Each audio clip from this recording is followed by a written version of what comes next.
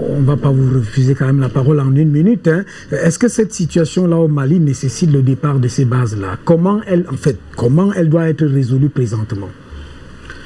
Il y a 2 volets pour répondre à votre question, Hubert. Et ça peut même répondre à l'analyse de mon ami et grand frère Maître Biliga tout à l'heure, qui posait le problème de la présence des troupes étrangères en territoire africain. Je pense que c'est l'une des problématiques qui doit ou qui devrait être abordée à Pau, au sommet de Pau, ou à la rencontre de Pau avec le président Macron. C'est la question du financement de ces mouvements terroristes. Ce n'est pas sérieux que des éléments qui sont soit des djihadistes, qui n'ont que les Kalachnikov, curieusement, on les découvre avec des hélicoptères en train de pilonner les positions de l'armée malienne.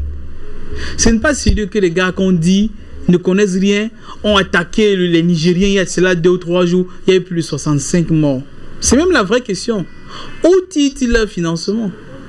Comment parvient-il à communiquer dans le désert? Comment parvient-il à revendiquer et envoie les revendications par voie satellitaire sur Internet?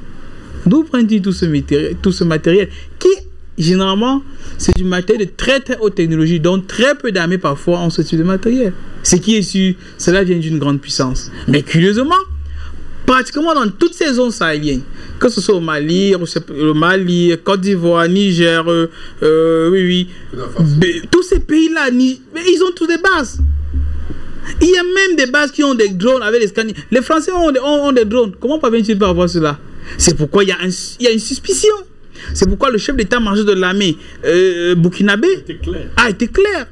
Il a mis une note d'information, il y a cela, le mois passé, disant clairement, la première personne à qui il adresse la note, c'est l'attaché militaire de l'ambassade de France. On est vers la fin de l'émission. Je ne parle pas, tout le monde a parlé sauf moi. Allons-y.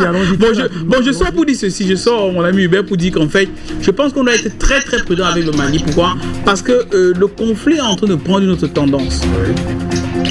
Des éléments, les protagonistes de la scène sont en train de vouloir tirer sur la fibre ethnique pour augmenter, pour intensifier le conflit.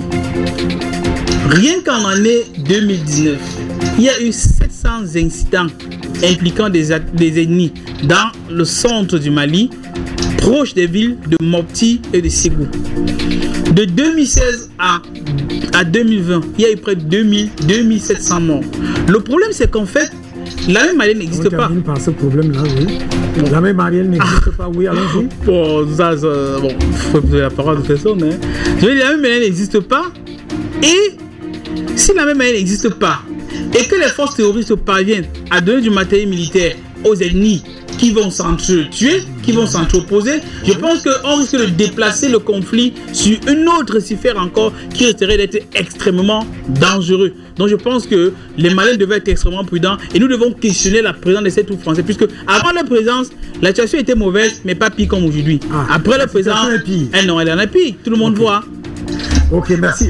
Ça, c'est une terminale qui nous prolonge toujours dans le débat. La situation est pire. En un mot, le président Bandakani, on est sorti. Même aux téléspectateurs, on ne va plus prendre parce qu'il y a la deuxième partie du débat. Je promets à Mme Corinne que je répondrai à une autre émission, qu'elle me relance, parce qu'on n'a plus le temps. Oui. Ce que j'aimerais dire est simple. C'est la stratégie du pompier pyromane. Arrêtez de faire l'hypocrisie. Ce sont les Français et les puissances occidentales qui amènent ce sont les agents. Il faut arrêter ça.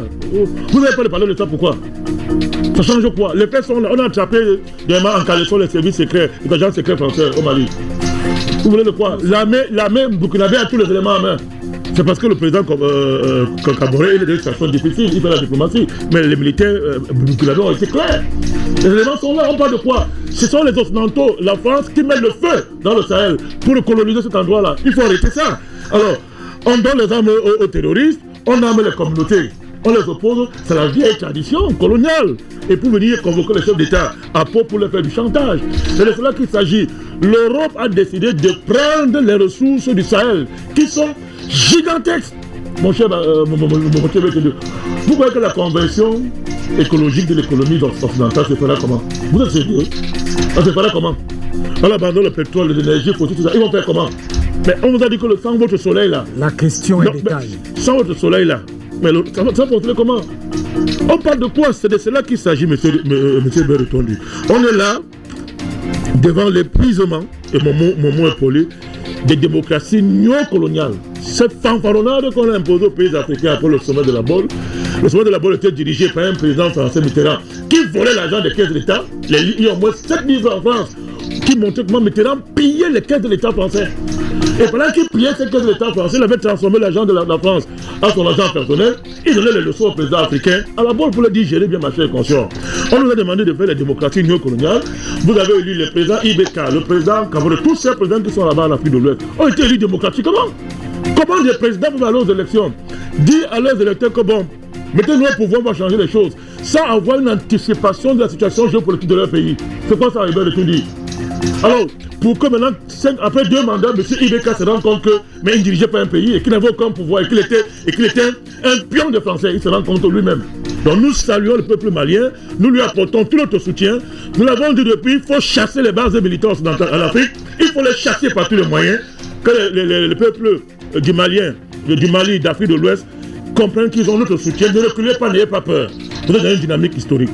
Merci, c'est terminé pour cette édition, vraiment très discutée, que ce soit pour les téléspectateurs. Toutes nos excuses parce qu'on ne peut pas vous prendre tous. Et sur la toile aussi, très très discutée. Merci.